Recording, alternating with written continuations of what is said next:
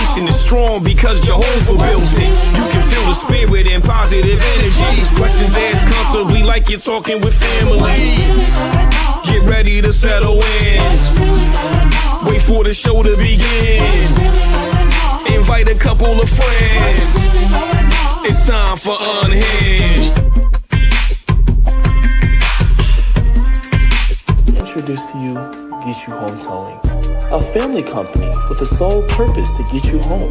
Whether you need roadside assistance or transport services, we have a flatbed big enough to transport any vehicle to its destination. Our offer to you is our gratitude and great service at a much cheaper price. We are also open to transport through long distances. If you need us, all you have to do is call that number. I'll see you soon.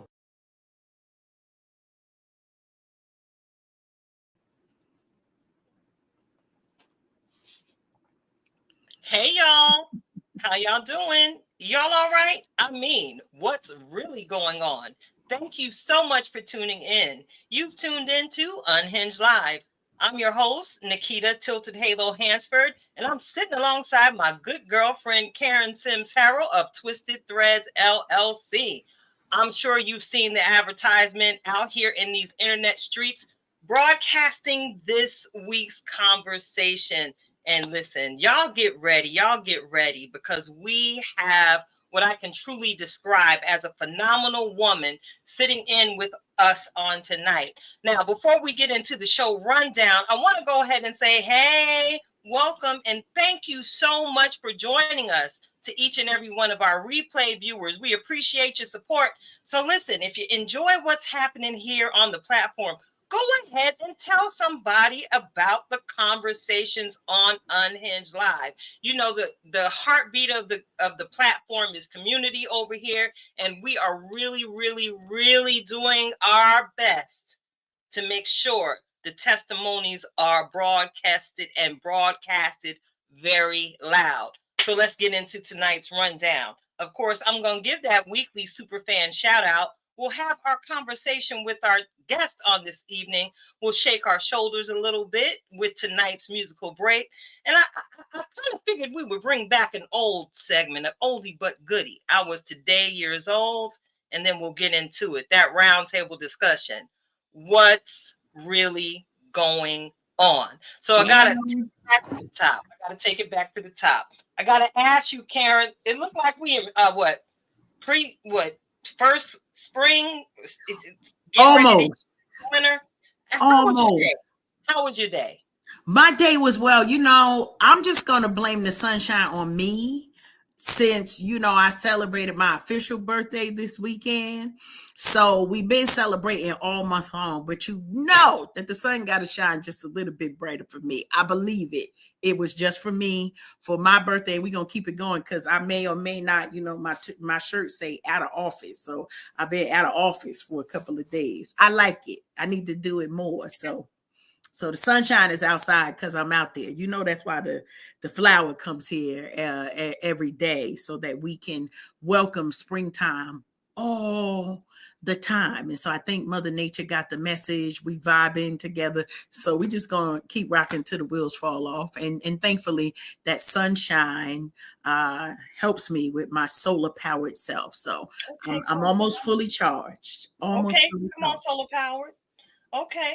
I see you, melanin blessed. Go ahead and power up in that sunshine. But to me, I'm in agreement with you about this here weather. It seems like Mother Nature took the advice and heard the cries of the people and took her medication, because she's been a little bipolar. I think so. We don't know if we get in tornadoes. We don't know if we get in snice. I call it snice when it's snowing and icing at the same time. Yes. Listen, she's trying to get her life together, but don't let this weather fool you. Don't let this weather fool you. This is the weather where many of us find ourselves in the random emergency room situation, the urgent care, because we forget how to properly drape ourselves in the pre-spring. What is this? We need to come up with a name for this season, Karen. I mean, I just like the pre-spring. Like we almost sprung. Pre-spring? So I Okay. feel like we don't have to overcomplicate it. It is literally pre-spring.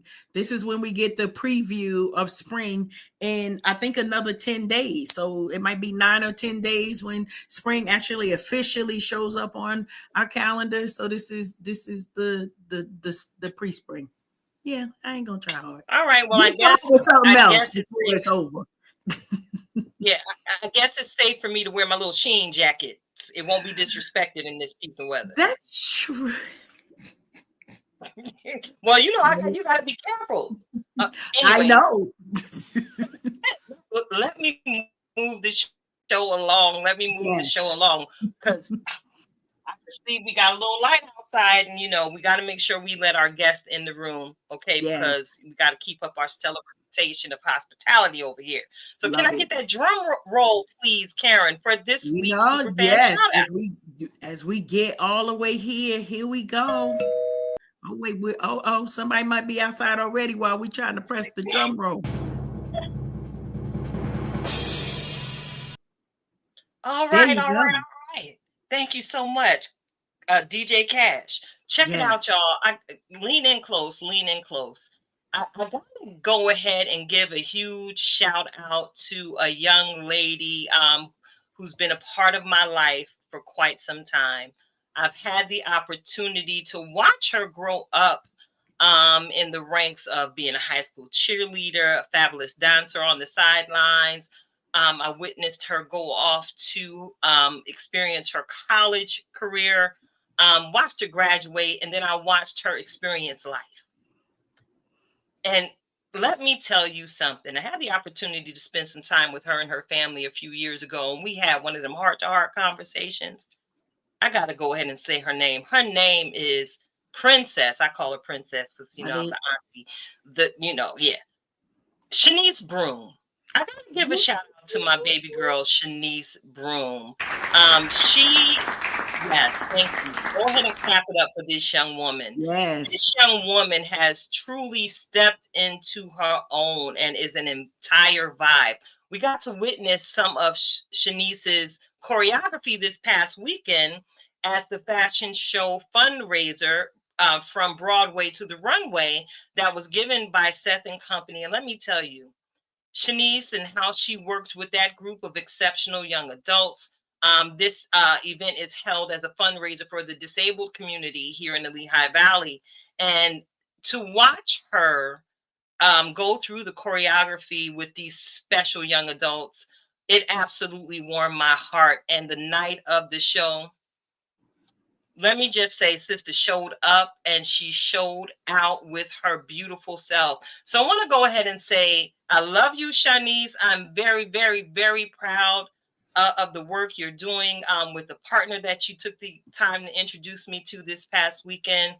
I am excited about where your feet are going to carry you. Keep dancing, dear one. Keep dancing. No matter how the music of life changes, you better keep you a 1-2 step because it fosters your creativity. Yes. So thank you so much for trusting the love I have for you. And I adore the love you have for me. Shout out to you, Shanice Broom. So love it. Now before we move on, I gotta tell you, because Shanice is one of ours. One of the ones that the whole family claims. Can I say it that way? Oh, yeah. Those who know us know that my family is a little bit picky about who they let tag on as family. But Shanice was also one of the former recipients of the Linda Perry Sims Scholarship. That's right. And so we've been with her from high school, went to a couple of those gymnastic and cheerleading events. And literally, you love people when you sit there in the crowd and you're like, why are we here again? Oh, yeah, to let these kids yell and scream. And we're going to clap for them while they're yelling and screaming. So to see the beautiful young woman that she is and the passion that she shares with the community, it just warms our heart. So shout out. We love you, Shanice, the whole entire Broom family. But the light that, Shanice, you are shining, it is just such a wonderful thing to see. We've got so much hope for our next generation, and we get to put our auntie hat on tilted when we watch and see the beautiful work that she's doing. Beautiful. Oh yeah. Yeah, to be an auntie is a beautiful transition. Oh yeah, especially when you were auntie that got a little cash. Ooh. Got a little cash. Okay. So check it out. Let's get into it. Let's get into it. I had the amazing opportunity to meet tonight's guest at the networking event that was recently held by our sister in the craft, Brianna Ofosu. And I promise you, it was like I could have stood there and spoke with this woman all night, because even before I knew a portion of her story, I just knew she was somebody that I needed to talk to and that y'all needed to know. She is a doctor. She is a mother. She is a wife. I saw this the other day in the advertisement, because y'all know I'll be out here nosy in these internet streets. A memoirist. Get a little pinky in the air. Look at that. She's a memoirist. She's a blogger. She is everything. And I guess it's safe to say that she really is every woman. Go ahead and let her in, Karen. Yay. Welcome. Welcome. Hi. Hello, Welcome. beautiful. Welcome to Unhinged Live. Thank you so much for joining us. Thank you for having me. You're more than welcome. And I hope to have you back again soon, after you write your next project. So listen, we're going to go ahead and jump right into it. Is that all right with you? Yeah, of course. All right. I always start the conversation out with asking you a little bit about yourself. Would you mind sharing? I've already shared your mom, your wife, a bit of the work you do in the community. Can you share with us a little bit about yourself? Sure. So, like all of those things, I'm a wife, I'm a physician, I'm an anesthesiologist, and I'm an ICU doctor. I am a wife to a geriatrician, and then we have 5 amazing, magnificent little ones, 5 under 5. And I am a memoirist. I released my book about 2 years ago. And it's a coming of age story, and it's a unique story about me growing up as the daughter of a notorious Vietnamese kingpin and a teenage immigrant mother from Vietnam, and our lives on the run, essentially. I'm also the vice president of a hospital in Orwigsburg. I'm the first female minority vice president to serve that position since that hospital opened. So I'm super proud of that, and I try to lead inclusivity and diversity at that hospital, and that I'm a blogger. Yes, I blog. My blog is called Mixed Feelings Mama. And it's about motherhood, because it's the hardest thing ever, the hardest and most beautiful thing ever. But it's complicated, and you're constantly evolving. And my way of coping with that is writing about it, because I'm not sure society paints an accurate picture of what it's like to be a mother, a working mother, especially in this day and age. So I write it to decompress and hopefully let other mothers understand that it's not always rainbows and butterflies, and that's totally fine. I love that part. I love what you I say, Felicia. Yeah, with the it's not always rainbows and butterflies, right? Because we have mothers of every flavor. That's how I'm gonna say it. Who us between the two of us. So I am a mother of 5. So when you said that 5 for under 5, it like took me back literally 30 years, and it's like, oh my goodness. But you will survive. right? And you will thrive. And then you got wonderful stories. And so I love that you've got a platform where you're able to talk about motherhood and all of that. And so, Keita, you know how I get when I start crushing on all of the details. So I'm gonna let you ask the question before I dig all the way in, because we may go somewhere very. Grab your passports, y'all. Y'all know how I say. You never know where we're gonna end up when we start these conversations. Good stuff. Well, I'm gonna jump in, Felicia, and just ask. So, like, you in 90 seconds or less literally told us how you are running the entire world, right? And so your world of all of the titles, all of the things. How do you manage the balance between professional and wife and motherhood? So professional and family. How do you manage that? Well, I want to start off with saying that I don't think I have balance. In order to do all of these things as a woman, it's not balance. It's juggling. And Love it. sometimes, when I'm a really good doctor, I'm not maybe not the best mom that week. And when I'm a really good mom, I might be not answering an email until like 5 days later. But that's okay. Like, that's not balance, but it's okay. And how I do it is I've become okay with that. We're just human. And I've also am not afraid to ask for help. Back in the day, there was a village and there was aunties and grandmas and friends. They all lived in the same neighborhood and they could help you and they cooked with you and they were your companion. And it's not like that anymore. Like, my sister lives in Virginia, my mom lives in New Hampshire. My in-laws live in Boston, and it's not like that anymore. So my village now is my nanny, my husband, my babysitter, DoorDash when I can't cook, when I can't, it's Instacart when I can't get to the grocery store.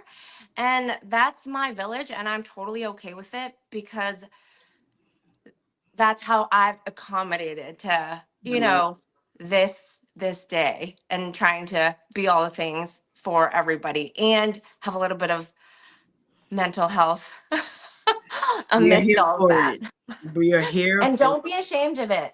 If you can hire a cleaning service, do it. You want to spend that time. If you are blessed enough to be able to do that, what I say is, like, I don't want to spend my time cleaning every 2 weeks. Like, I'd rather spend that time taking my kids out or being present. Because there's so many times where I'm like, no, just I can't play with you right now. I gotta finish the dishes. But, like, who cares about the dishes? Like, go play with their kids, because in a blink of an eye, they're not gonna want to play with you anymore. is a fact. Love it. So that's how I do it. Listen, I've let go of the idea of balance, and I am not afraid to ask for lots of help. Beautiful. you are just so refreshing right now. As I was listening to you speak, it's like you help lift this 500-pound weight off of my shoulders. And I had the thought that we as women, we're expected to be so dainty and well put together and so perfect. I know personally, and I really, before we hopped on tonight, there was a thread out and they were in the sink. And I have no problem leaving dishes in my sink, because for me, it's a situation where I give myself grace and I don't let anybody judge me for it. No one knows the schedule that I keep.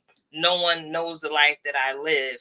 The dishes are okay in the sink. And guess what? They'll get washed. Yeah. But, like you said, I don't wear down.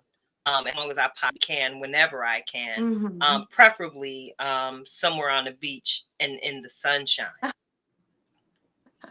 That's my favorite way to decompress. So we did mention the blog, and I took time to read a few of your writings there, and one that really, really resonated with me, your husband. Yeah. And I appreciated your writing style and acknowledging how you were feeling when you were writing it. So I guess my question to you would be, as we're speaking of balance in our village, what does I can imagine your husband does play a major part in your village. But is there anything that he does particularly that stands out to make sure you stay in contact with who Felicia is? Oh my goodness. This could be its own podcast episode. He's done so much to keep me Felicia. Like it's like he's done more for me than I've probably even done for myself. Sometimes it feels like even the book itself, it was like how am I supposed to write a book? Like it's not glamorous. It's hard work to write a book, to finish, and it's a memoir, so I didn't want anybody else to write one word of it. Like every edit, I wanted to do all of it. And he essentially took I had a baby, our third baby. He took our baby, he took our 2-year old and our 1-year old, and he booked me an Airbnb for 3 weeks. And he says, I will take care of the kids. I took 1 month of paternity leave. I'll take care of the kids. You go write. Like you go write, you let it all out. Is it your therapy? Like you do it, you finish that passion project. Um, you deserve that uninterrupted space and momentum to be creative. As a mom, you're constantly being interrupted. Like I can't even go to the bathroom or take a shower. So he did that for me. This book wouldn't even exist without him. I don't know any other I don't know any other family that's even had a story close to that. And the crazy thing is I was like, are you sure? It was his idea, 100%. 100%. I never even thought that was a possibility, but like what I have learned from my husband is that he makes all things possible, and that's like 100% because he loves me so much. I'm like so lucky. Beautiful. And the abiding love you have for him absolutely comes through in how you wrote about him. Mhm. Speaking of the writing, the title of your book is Spirit of a Hummingbird. And Mhm. I listen, I was talking to your book, girl, as I was reading it. Like, what? Mhm. What now? Okay. And as I was reading it, first of all, the words that I was reading did not match the person that's sitting before us now. So that speaks a whole lot about you, and the work of self that you've done over the years. And you did Yeah. speak about that some in your book. Can you give Mhm. our listeners a brief synopsis of what was one of my favorite parts of the book when y'all really started running? Y'all really started running. I believe you were around the age of 7. Um, Mhm. I can imagine that that's where you hold the most memories, or would begin to hold the most memories. What Yeah. was like for you? This book, girl, it's amazing. Oh, thank you so much. Yeah, around that. So the premise of the book is that my mom is a teenager. She immigrates from Vietnam by herself without her family, and she meets another Vietnamese immigrant, and she had been adopted by an American family and was given a lot of resources, but she was missing that sense of belonging. You know, so I think she like fell very deep in love with my dad, finds out he's a prominent gangster, and she gets pregnant with me, runs away with him, and she doesn't find out until later he's a gangster. He tells her that he runs a restaurant or something like that. And then of course it unfolds. Where it gets a little bit intense is that he gets arrested for armed robbery of a jewelry store in Chinatown, Boston, and they put him in prison. He's found guilty. They put him in prison. He escapes prison, and um, we go on the run. Like we he escapes prison and he's evading authorities. So initially, like you said, when I was a little bit younger, they thought it was a better idea to just leave me with his parents, my grandparents, and go on the run on their own. But when he continued to run, and at the same time, he wasn't laying low. He was building a gangster who's building organized crime and expanding, and his power was growing.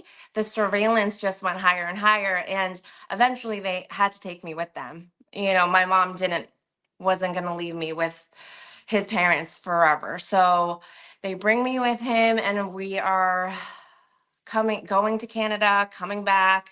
I'm not really going to school. I'm switching schools. I don't really know what's going on because I didn't have friends. So I didn't really know what normal was supposed to look like. And I didn't stay put long enough where I could see like a schedule or routine or normalcy. So I knew I had like weird feelings, but I didn't know why because I didn't understand the situation. So that is a lot of where, that my childhood trauma was during that age. I think because there's such a disconnect, like you with a childhood perspective and mentality, like you can't understand, but you go through the feelings, but you don't understand the situation. So it creates this trauma and like um yeah, I went through it. I went through it, and I don't think it wasn't until I was a woman, a grown woman, and I was realized like I can't be myself because I don't know. I didn't understand what was going on in my past. And I spent a lot of time trying to not remember. I avoided it because I was afraid that I was going to be hurtful and painful. So I intentionally tried to forget about it. But then when became older and I was in a good place and I was stable and I was finally like I trusted that I was going to be okay. I was like, okay, now I'm ready to go back and dive deeper and understand and peel back the layers. So I could like be myself essentially because I wasn't living in my own truth.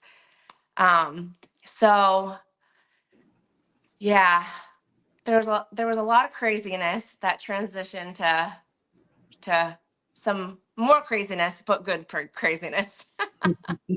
Yes, there was a lot going on in your young Mhm. life, Felicia, and Yeah. and you were just talking about peeling back the layers to find your true self. Hmm. Sister, I'm touching the screen because I can relate to you. Because I have a similar story, not necessarily living life on the run, but being a foster child and being moved from place to place and not having the stability. Again, Yeah. as you mentioned, having these emotions, feeling them, but not Yeah. necessarily knowing what to do with them. And then Hmm. finding Kita. As you were talking, I was like, wow, finding Felicia. Yeah. Finding Felicia has been a joy to from what I know of you to this point.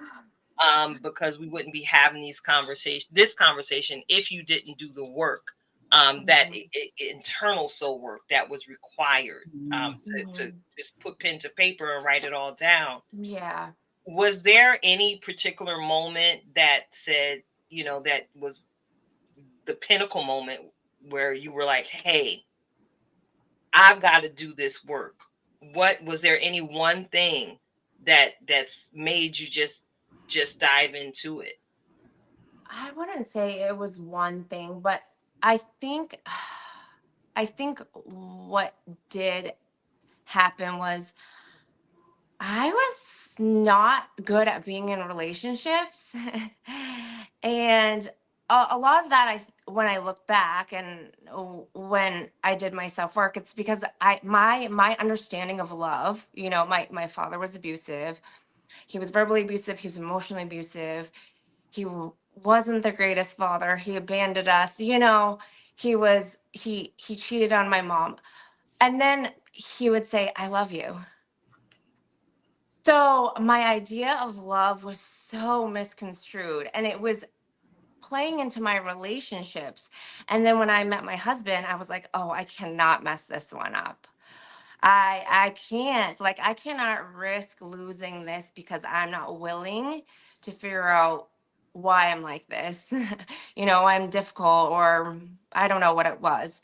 So I think I started to be okay with it. And then when he was okay with it and he was so supportive of it, was when I fully accepted that, I have to do this, and I have to do it for not just myself, but like everyone that I have a relationship with, and have a healthy relationship, a healthy marriage, and be a decent mother. Break that pattern. Like, you have to break the pattern. Like, I had to break it for my kids, and I had to do it in a timely manner, not like when they're grown, like now, like when I was pregnant. Yes. So I think starting a family was definitely a huge, huge factor.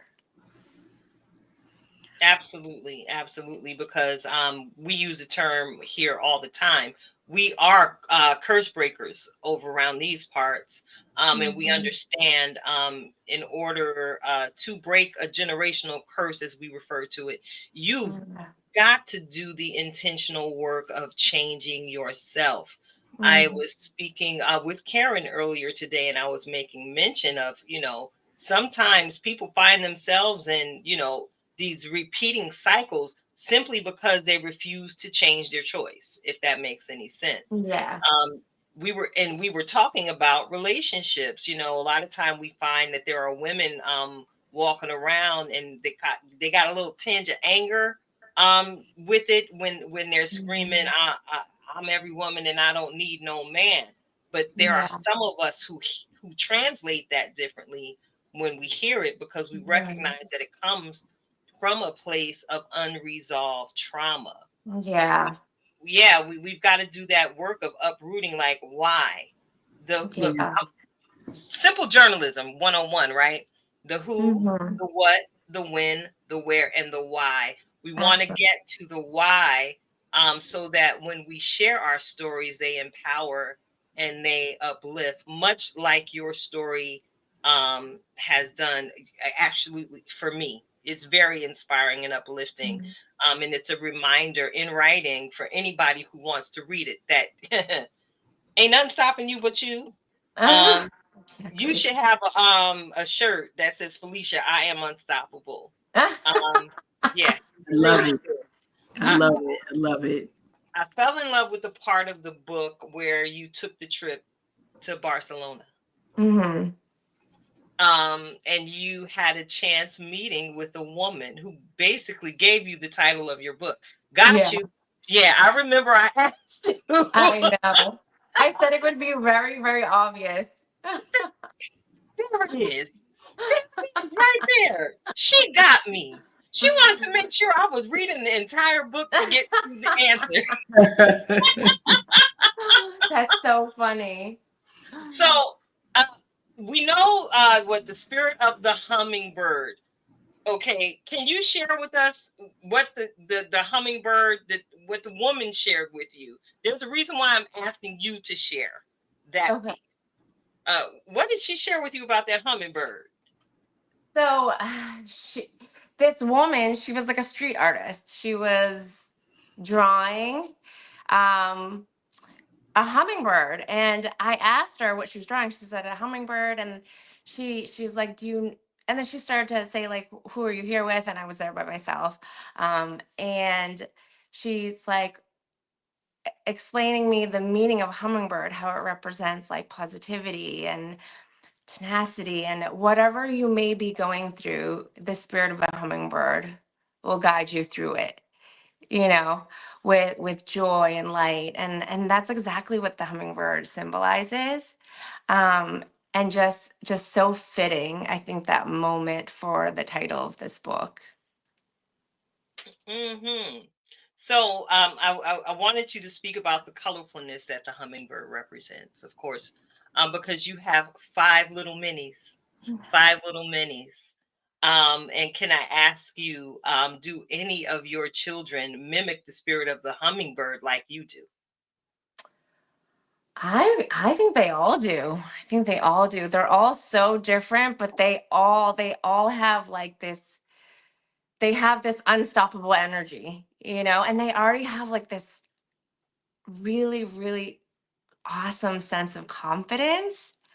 Uh which is amazing. And they're, I mean, all kids are kind of like this, but like they're so curious, and they they know what they want. And like my the girl that I had when I wrote this book, like she doesn't take no for an answer. My oldest daughter, she knows that if she works hard, she'll be able to do anything. um my son is like, he is a walking like spirit of the hummingbird. Like he's just so joyful and like can make anyone feel better, and he lets things go so easily. It's like amazing. And he lets it go and he moves on, and he doesn't let anything ruin his day, which I love. That's definitely the spirit of the hummingbird. And then my 2-year old, she she thinks she can do what you can do, even though she's 2. She's independent, she's fierce, she's outspoken. And then Aaliyah, like my little one, my 9-month, we don't know too much, but all I know is she's the happiest baby ever. Like she doesn't fuss. She just rolls with the punches. She's easygoing, and like she fits right in. So they all have a piece of it. And it's a beautiful thing to watch. I'd love it. I love it. Now, Felicia, I gotta ask, you sharing your story, and how it connects to your family. What is your hope for readers of your story and of the book? Yeah. So my hope is that it inspires. And my hope is that everyone has a story. Every single person has a story, and everyone struggles. Like no one had a perfect upbringing, and all your struggles are unique, and how they affect you is unique. And it doesn't undermine, like my story shouldn't undermine anybody else's. My story should like prompt you to reflect on what you've been through, and encourage people to truly be relentless in your pursuit of happiness, because you only have this one life. Like don't let the past define who you are now, and don't use it as an excuse. Like you use the present and just keep moving forward. Like it is, the human spirit is so strong. I almost like feel like we don't give it enough credit, but like Mm, we all need to tap into that, because it's there. It's human, right? It's the human experience. Tap into it, understand it. Don't be afraid of it anymore. Take over the narrative, and don't let like the generational trauma and the issues you had have power over you. Like you need to take it over. You take the power over, take the narrative, and turn it into like a story of triumph. And that's everybody. That's not just me. It's everyone. I love it. I got all the feels, all of the goosebumps, all of the things, and I have started reading the book, and so now I know more of like I'm excited to even dig Oh, in some more to your story, and just to see the strength that we see before us today. It just is miraculous as we're thinking about like such greats, such light, the love that you have. And Tilted, I and Felicia, I have to mention, because Tilted knows she is sort of like my unauthorized but certified sort of marriage counselor. And so when you were talking about I don't want to mess this up, so we're like what, a year and a half in to marriage, and it's one of those things that as I walk through it, sort of having that time to sit with myself, right? Because I tell my husband often, nope, it's me. I'm the problem. It is me. I'm the problem. But to have the time to reflect, right, on Mhm. what are the things that I know I need to address for myself. And so hearing you talk about the journey of even being ready, not just for marriage, but also releasing this story and the power that it will show and the resource it'll be to your children. Like it just, I'm Mhm. sitting over here like, I'm quiet, but I'm in my moment, Tilted. You already know. I'm like, yes, all of the things, the encouragement, because such a gift that you are giving your children. And you know, we got to shout out because our comment streets are popping, Tilted. So I'm gonna go over to our comments just to ask the question. We got Rhonda tonight. We love you, sis. Thanks for joining us. And she asks, do you find yourself tapping into your culture when raising your children? That's a great question. So I think a lot of people I think know maybe that when I'm a first generation Vietnamese. So, but when my mom immigrated here, like especially was during that very tenuous time at the end of the war, it was she tried to acclimate us to Western culture. So, I don't speak Vietnamese. I did speak Cantonese, which is a dialect of Chinese, but I don't anymore. And I think a lot of that was because I was trying to acclimate and fit in and make my transition into Western culture as seamless as possible. We all have an American name and we all have an Asian name, and that's why, so that other people can pronounce our names, right? Mm. Um, so I do tap into the things that I think one, like we always celebrate Lunar New Year, and that's because we've done that when I was growing up. And to say that I would teach my kids Vietnamese is like so I would love it, but I can't do it, and that's okay because my kids are mixed and everyone, I think families now, like you create your own culture, right? We create our own traditions and like we pick and choose what we want, and I try to show them a little bit just to expose them to it because that's part of them, and it's so beautiful, right? And it actually gives me an opportunity to learn about my own culture too. So like even the books, and like I take that opportunity to also try to learn about my own stuff. And I want to travel. We travel a lot, and it'll be important for me to take them to Vietnam.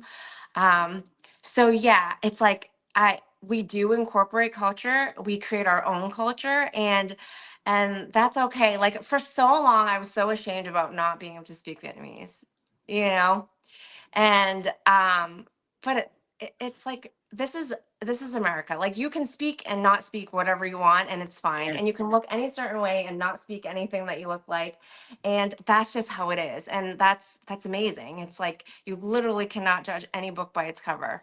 And like my husband and I now have this amazing opportunity to just create our own culture too and tap into the beautiful things that we like and we find fun and we want to share, but we don't have to do all of it.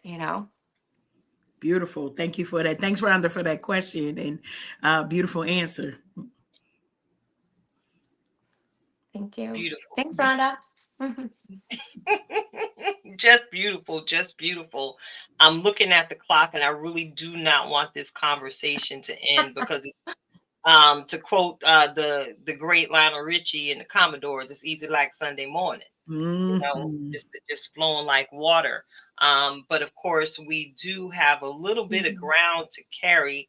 Much like yourself, Karen, I want to go ahead and acknowledge some of the people that are keeping it lit, popping in through the comment streets. Shout out to our girl Shelby Lawson of Lawson Yes. Accessories for showing love. Shout out to you. Thank you for showing us love in the comment street, sis.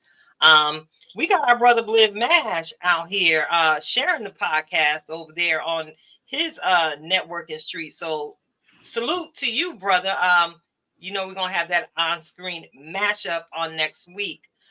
We see Miss Luxurious Seduction and our sister queen, the producer of our show intro, Miss Valerie Martin Higginbottom, um, Yes.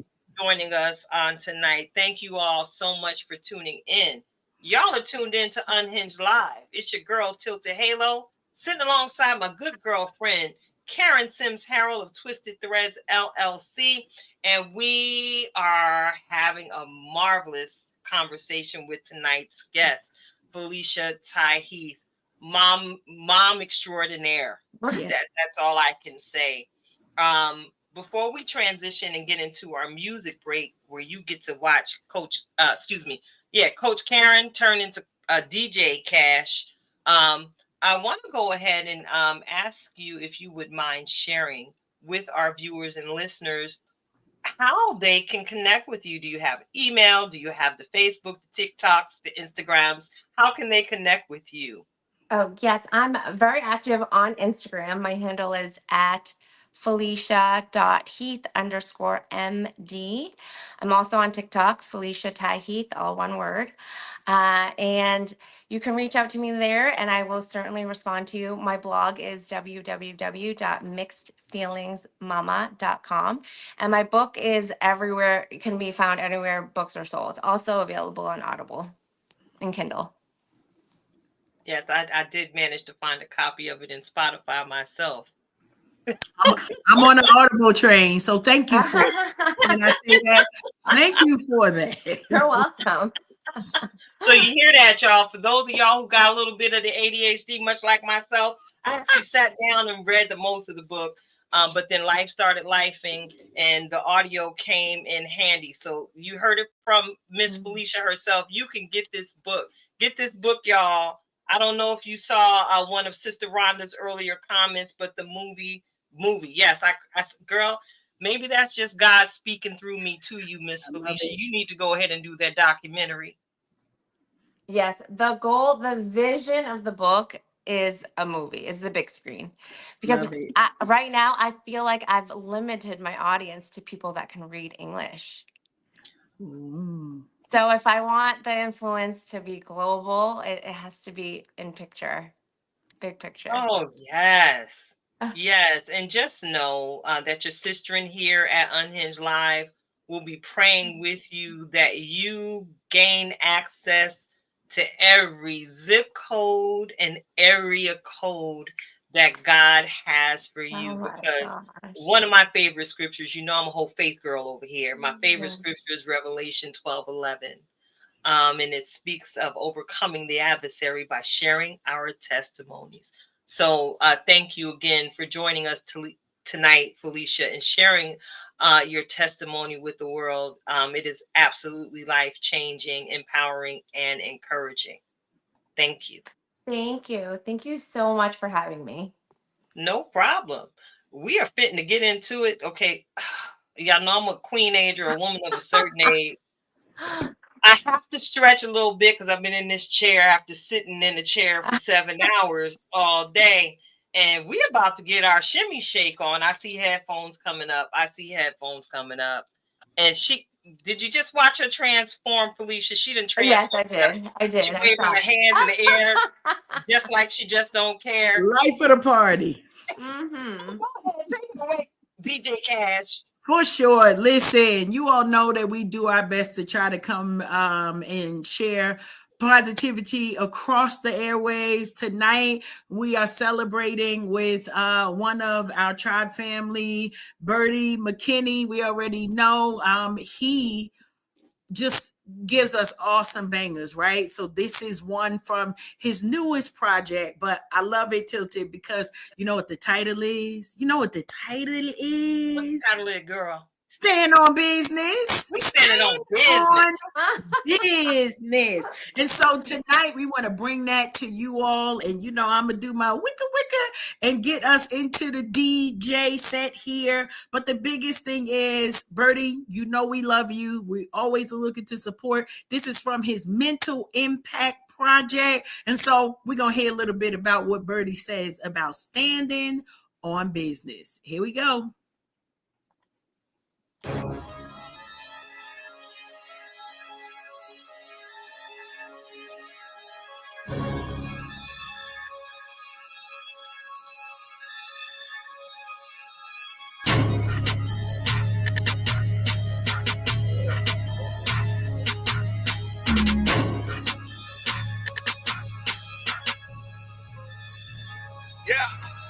Walking like like I talk it, gotta get it how I live it.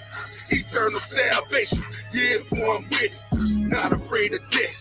Jesus already did it. When it comes to his kingdom, I'ma stand on business. I'ma stand on the business. I'ma stand on the business. Yeah, I'ma stand strong. I'ma stand on the business. Stand on. I'ma stand on the business. Yeah, I'ma stand strong. Back up in these streets, I gotta seek the Lord. Be neither hot or cold, birdie, keep a torch. I let the truth be told when I speak the Lord. The goals will reach the soul, that's what I'm preaching for. The word is necessary, it can't be ignored. Time to study in the Bible's what I'm preaching for. The words of mystery that needs to be explored.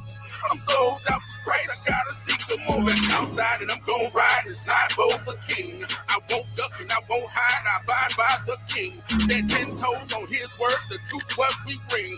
Going all in for the kingdom and rep for the team. Walking like I talk it, gotta get it how I live it. Eternal salvation, yeah, boy, I'm with it. Not afraid of death. Jesus already did it. When it comes to his kingdom, I'ma stand on business. I'ma stand on it business. I'ma stand on the business. Yeah, I'ma stand strong. I'ma stand on the business. Stand on. I'ma stand on the business. Yeah, I'ma stand strong. I'm out here with these sharks, these streets are like an ocean. But I'm covered by the blood, causing commotion. Blood, wade in the water, you can see me floating. Backstroking in the spirit, straight Holy Ghost. Many doors are broken, God can get them open. Strapped with the word, yeah, I'm Bible token. Talk about the Father and I lure him in. Hook, line, and sinker, I'm a fisherman. Sink or swim, watch me float them off the boat. Let's go until the end, bringing hope with every note. The enemy is in the scope, I want to smoke. All or nothing for my guy, we go for broke. Walking like I talk it, gotta get it how I live it. Eternal salvation, yeah, boy, I'm with it. Not afraid of death. Jesus already did it. When it comes to his kingdom, I'ma stand on business. I'ma stand on it business. I'ma stand on the business. Yeah, I'ma stand strong. I'ma stand on the business. Stand on. I'ma stand on the business. Yeah, I'ma stand strong. Walking like I talk it, gotta get it how I live it. Eternal salvation, yeah, boy, I'm with it. Not afraid of death. Jesus already did it. When it comes to his kingdom, I'ma stand on business. I'ma stand on it business. I'ma stand on it business. Yeah, I'ma stand strong. I'ma stand on it business. I'ma stand on it business. Yeah, I'ma stand strong. Hey, that part. That part. Is you busy standing on business, Karen? I am standing on business. I love it. Yeah, I'm gonna stand on. Now is right. So check it out. Girl, I got to bring back this here segment. I was today years old, Karen. Now, why are you looking at me in that tone of voice? You know, I always got to come up with something. Now, you know, I know. That's why I'm drinking my water and staying hydrated, because I'm not sure where we about to go. Make sure you stay in my biz, because that's, you know, that we on live tonight, okay? I was today years old, you know, because I have the most curious thoughts sometimes, and sometimes I do follow the rabbit hole and just be in it. Now, you heard me make mention of Mother Nature seemingly have, you know, taken her medication and trying to get things balanced out. Have some good sunshiny, warm weather coming upon us soon. And it brought me to the thought of global warming and some of the contributors to global warming. And girl, I know you saw I had wrote down the oysters, right? I'm waiting. Girl, I was today years old when I found out that oysters are flatulent. Or that oysters actually fart. Did you know that? I did not know that.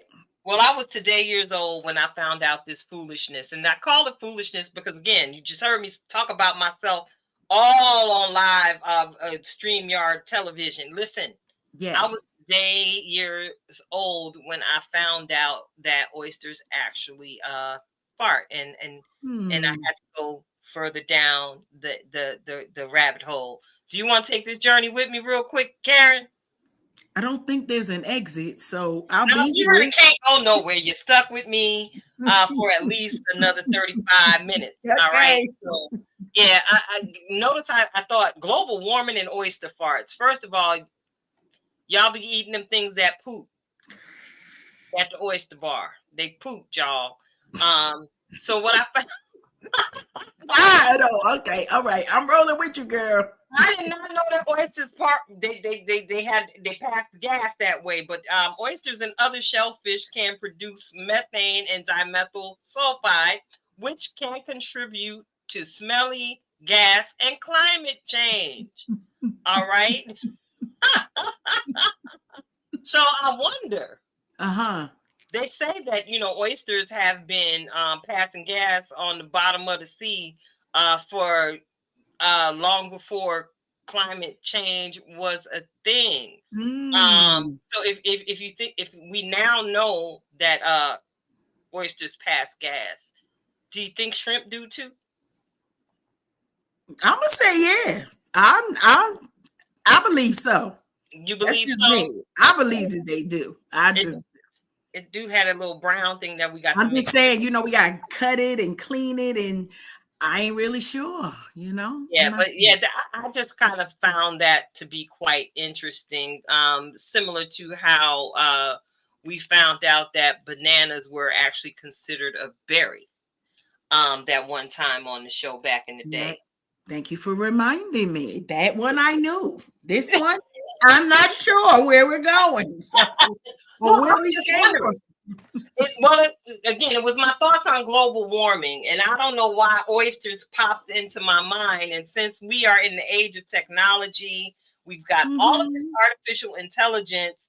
I figured anything I want to know, we always invite our audience to take advantage of the Googleations and the different search engines. They got the Safari, they got the Edge, they got all of them there to help you get to the information you need to know and the information you may not necessarily need to know, like this foolery that I'm sharing with you all on tonight about. No nosy Rosie left behind. How about that? So if you think you can find out more about it. Exactly. And yeah, I don't know why I needed to know this information. I'm pretty sure I didn't need to know it, but I am informed. Hey, it's a conversation starter. It's a thing. It is. Now imagine what somebody else might discover should they go further down this rabbit hole than I did.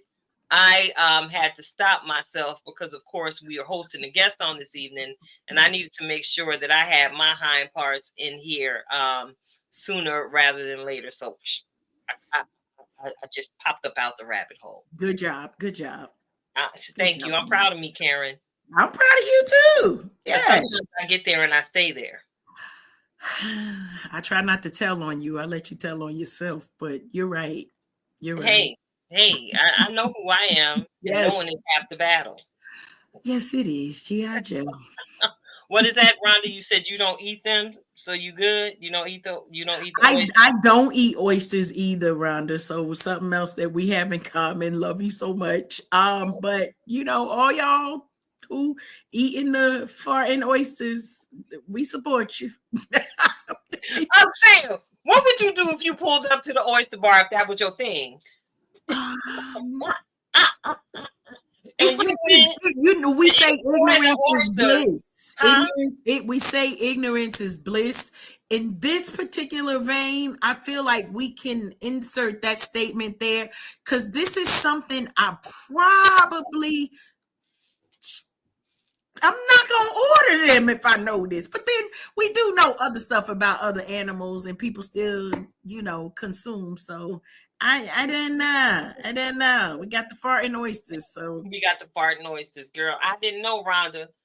Y'all need to support my reason for not eating them because I really never had a reason. I'm just like, no, that's just not my thing. I don't care if they're oysters, Oscar, De La Rente, De La Hoya. I don't care what you do with them, Francisco. You can do whatever you want to do with them, oysters. You know where you gonna find them in when they in front of me? Still in front of me. That's where you gonna find them. So no longer cold, but lukewarm on your plate, just there. I will share. Okay, listen. Well, I can tell you, I too am part of the tribe of I don't eat the oysters. Someone thought something was wrong with me because I'm like, first of all, what is it? Salmonella, food poisonings of all different kind, bacteria. I don't know if them things is clean. How do you clean the inside of an oyster? That part. Did you want that? Is that finger? Is that that part finger? Yeah. Yeah, because listen, I done posted what Rhonda said. All I want from an oyster is the pearls, okay? That's it. I will go ahead and do what you need to do. So what? Now we got to research, Rhonda. What exactly is the pearl? Is the pearl a poop or a tumor? You see what tilted start? We ain't come here for this, but here we are trying to figure out what exactly. Man, you know I don't normally do this, but I feel like that. It's been a while since you've done that, and I'm so grateful that I've sent you down to the Googleation so you find out what the pearl is made of since we in this oyster conversation. Rhonda said that the pearl is the poop. Well, I think she, you know, Rhonda, she be co-signing with me. Rhonda, we gonna fact check ourselves. Something that other people need to do. We not like them, okay?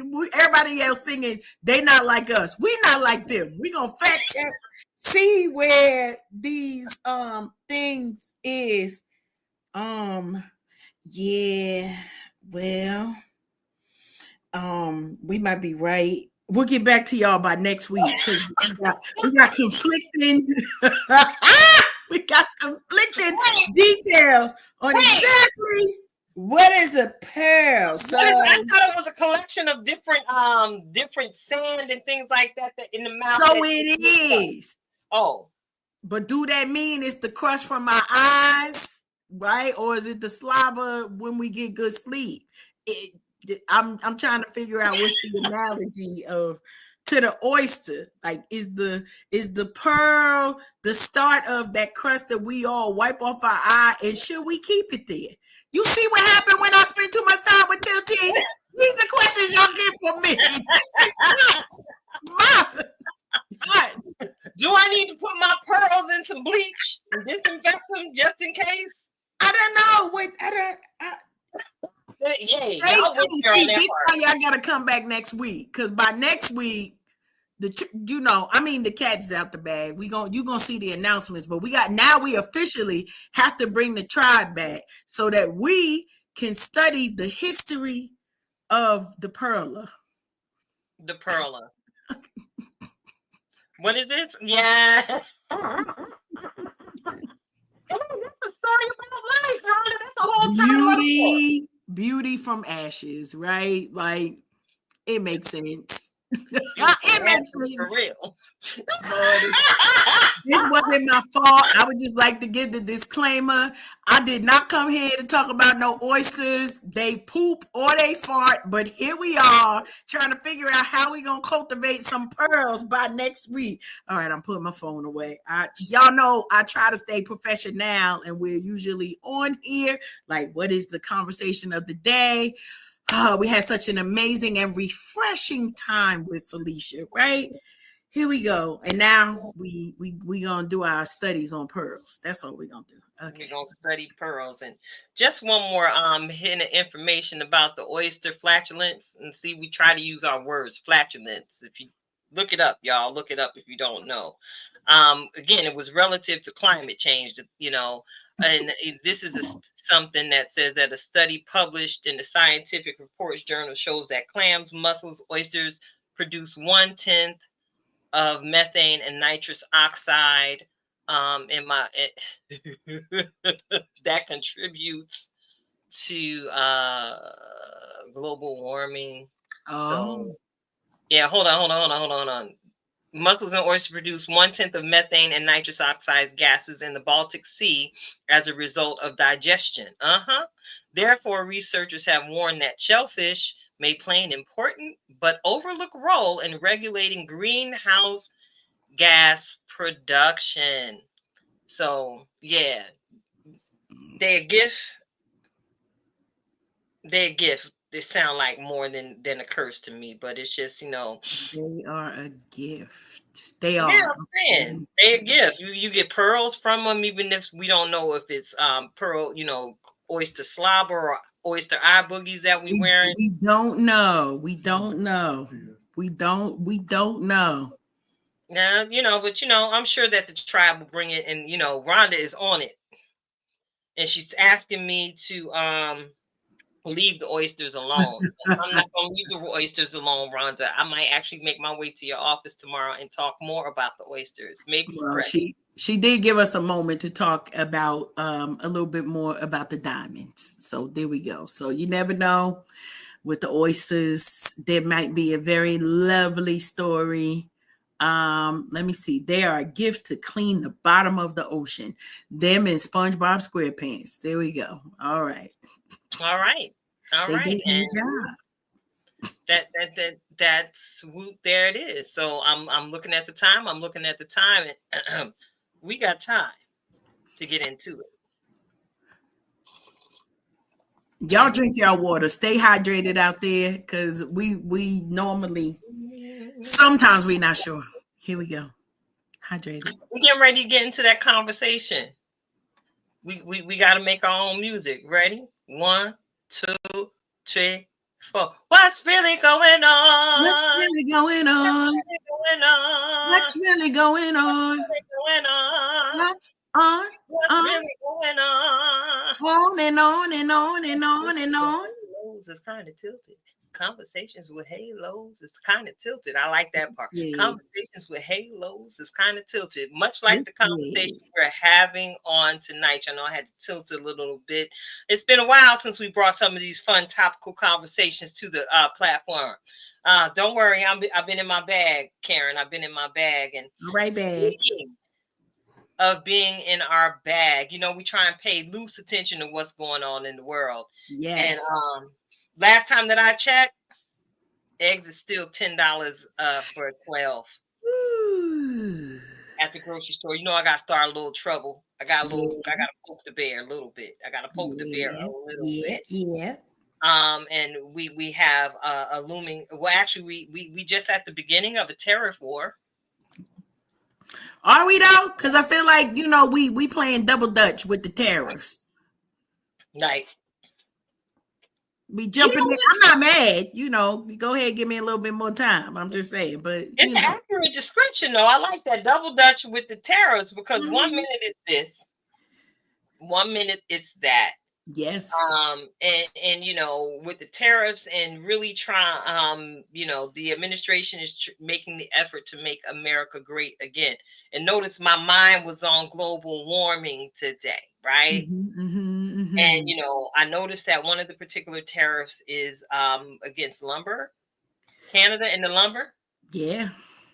And that it has been stated publicly that we don't need the lumber from Canada because we have the lumber here on this good old U.S. soil. But the national parks won't let us cut it down. Can we talk about the importance of land preservation in this day and age, and what it really does, and how it truly does affect our quality of life? Yeah. I got to bring that up because, I remember years ago, I was taking a ride on one of these 2-lane highways with LJ, and she was watching the trees, and she saw the fog, the mist rising from the trees. Right. And she asked me what it was about. And for that ride, we had a whole conversation about what the mist was and photosynthesis. Nice. Okay. Smarty pants.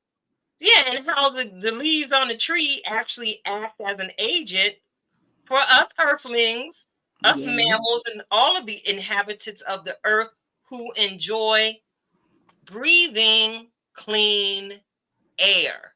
Now, while I understand, yeah, we got some huge, gorgeous trees just out there in the wilderness that some of us may never have the ability to lay our eyes on.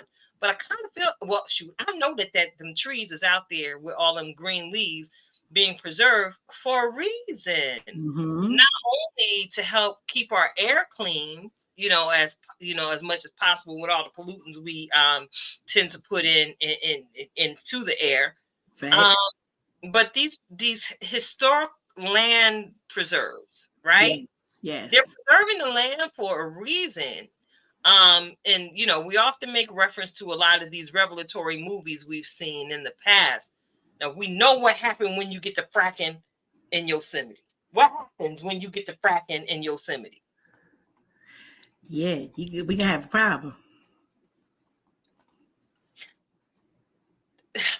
I, Mm-hmm. I, I would tend to think that the geologists and the forestry officials that sat in the boardroom and made the decision to say, please don't cut these trees, they gave a strong reasoning supporting statement as to why. Not only a supporting statement, they came with statistics, they came with numbers, they came with math.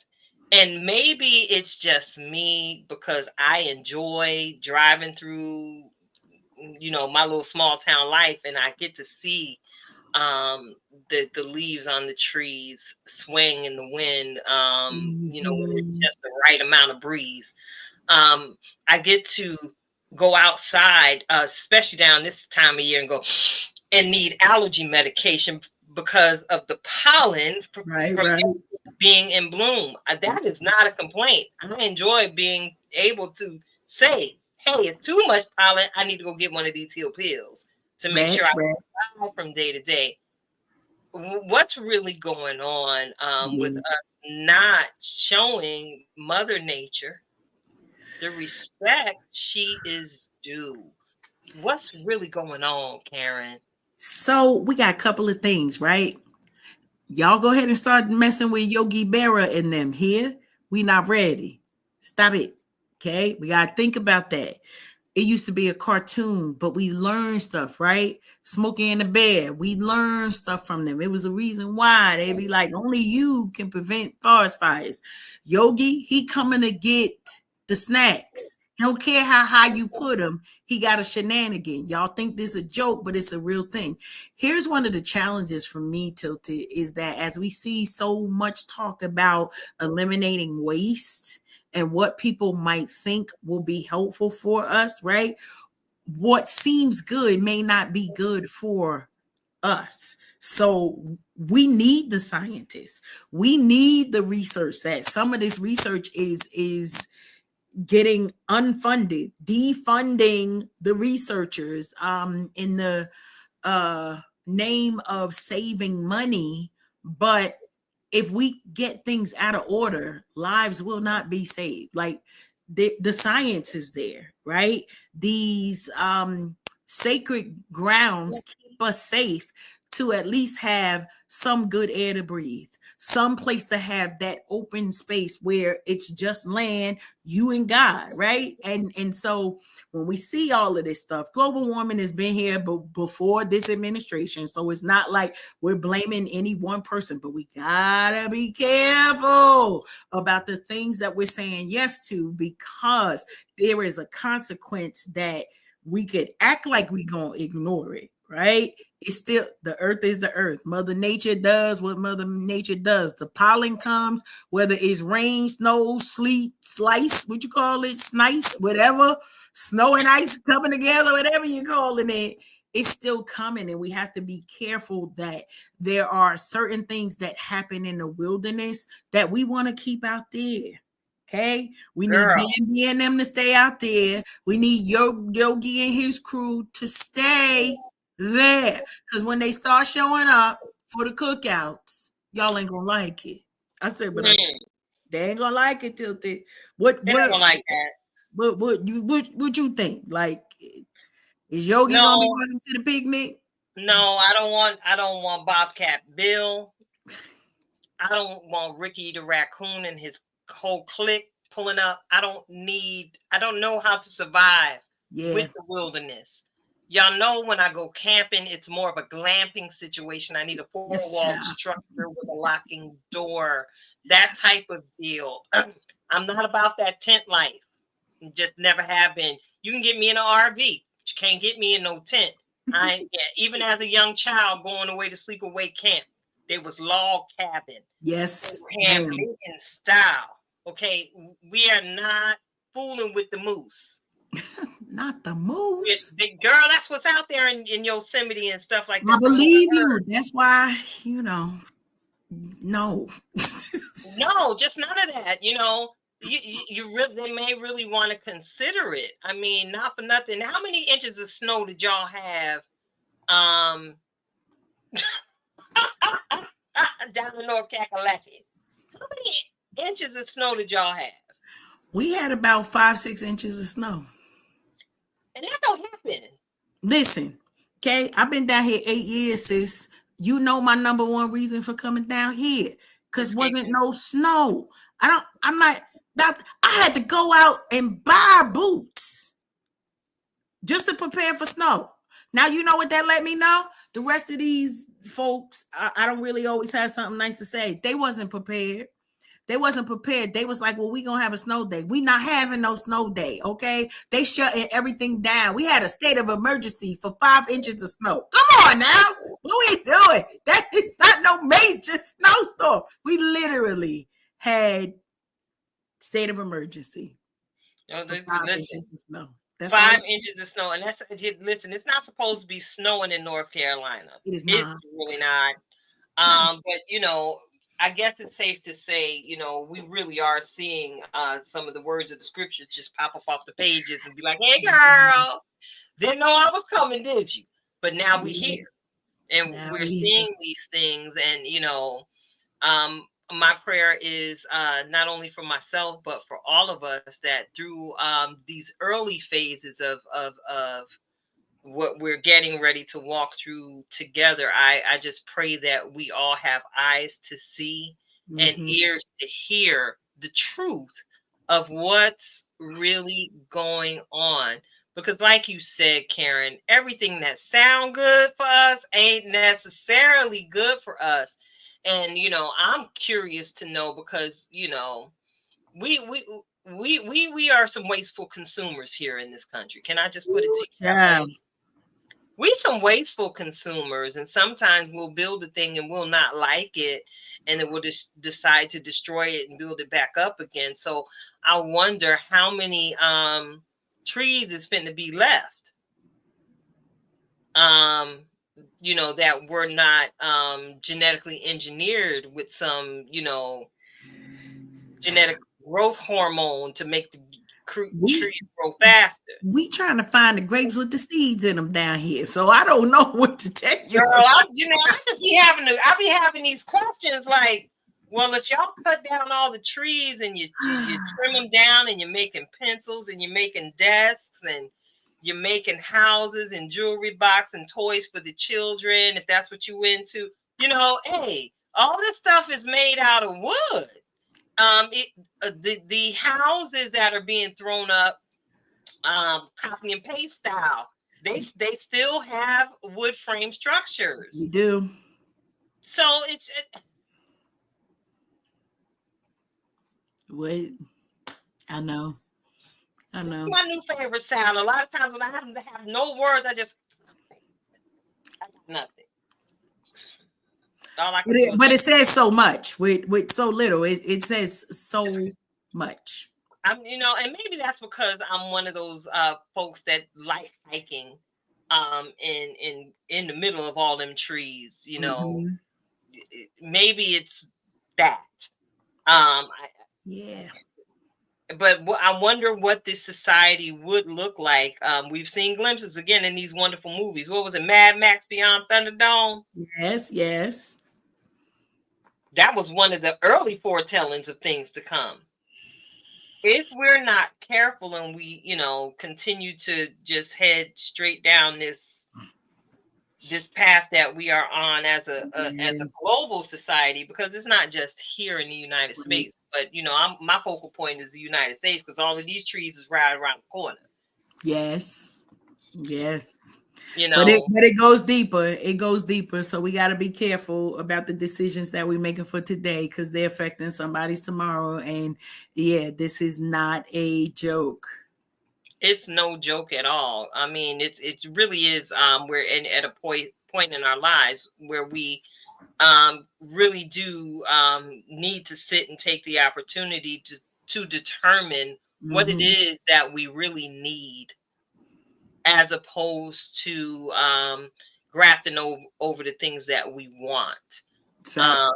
with so many different people losing their jobs unexpectedly and suddenly with no severance packages, we made mention of the village.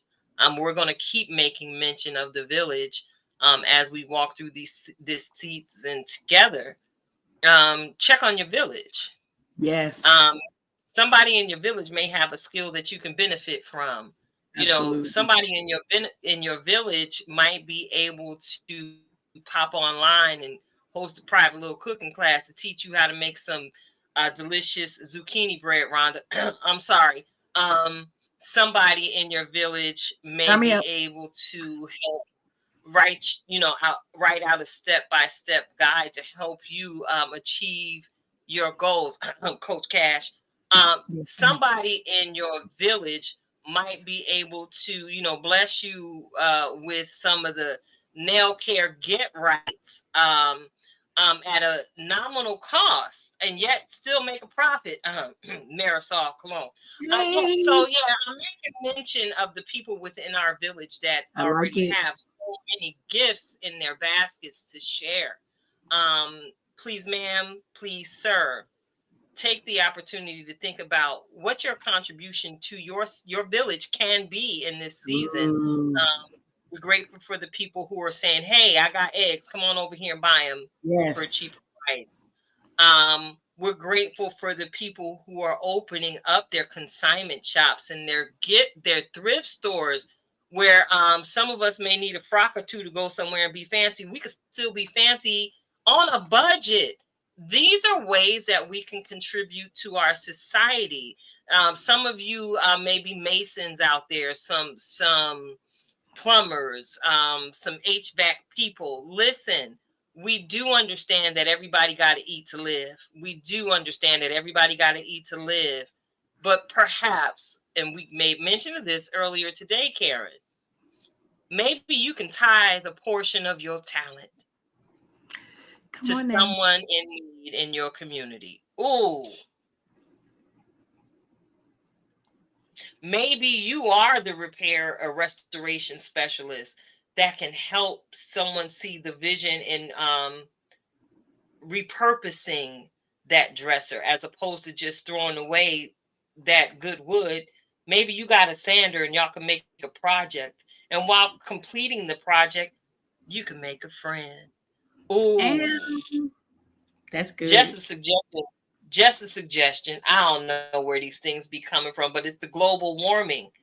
It's the global warming that I'm on, because it seems like the hearts need to be involved, of the people need to be Yeah. involved in this global warming. Our Yeah. hearts need to be a Yep. little Yep. bit more warm towards one another.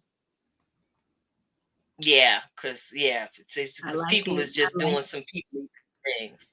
Yeah, can global hearts warming. That's love it. it.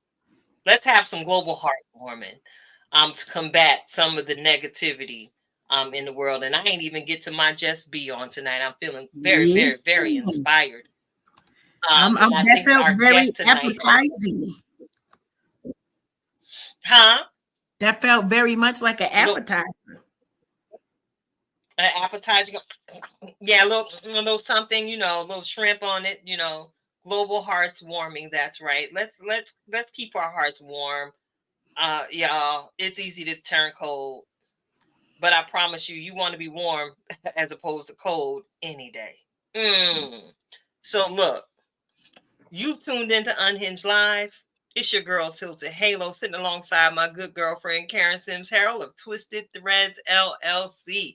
And we are swiftly approaching the end of tonight's broadcast.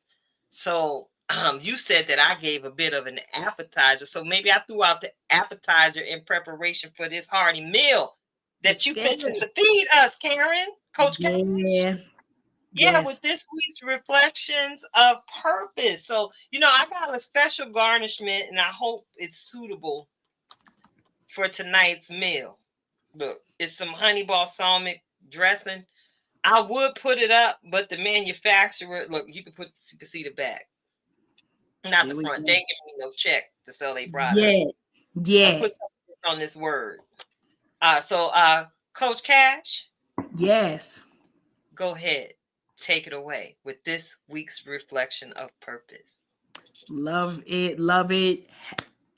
Y'all know, as always, I'm coming with the title, and today we talking about premium gas. Now, listen, I'm gonna say it already. My best friend might be better than yours, okay? Because the conversations that we have in our production meetings, we don't even sometimes mean for them to be production, but they always are. Premium gas, y'all. So listen, I have conversation and I share with somebody, a lot of times we treat our life as if we put ourselves on the back burner. And shout out to our tribe family, because we really do are dedicated to self-care, dedicated to mental health, well-being, and just well-being in general, right? But conversation came in that I drive a luxury car, right? And this ain't a boast moment. Because the way these gas prices go, I be like, but why? Why am I driving this car? No, I don't want to go nowhere. So don't point of the matter. Don't ask me to go outside unless you know it's going to be worth my time, because I got to spend gas. But the premium gas costs more. Why? And so I had this conversation with my husband. I was like, he was the one. He said, you got to put premium gas in your car. And you know why? I said, why you tell me to put premium gas? He said, because if you put regular gas, it's going to mess up your system. And I say that, apply that in your own life, because that premium gas, you got to treat yourself with what you're eating, with what you are digesting, what you're ingesting, what you're watching, what you're reading, how you are spending time to encourage yourself, and treat yourself like you are premium. You that premium ride outside. So if you got one of the names, I'm not saying the name because I drive it, but they don't pay me to drive it. The people who know. However, if you treat yourself and you just put the regular in there, you're just going from point A to point B. You may not really care about the experience. But for those of us who put premium gas in our car, premium things in our mind, it's purposeful because we got somewhere to go and we want to enjoy the experience. So tonight I want to remind you, make sure that you are surrounding yourself with the premium gas people, right? The premium gas people don't care how much regular gas is, because the price is the price, and we know it, right? We're going to cry in our little area and be like, I don't even know why this gas that high.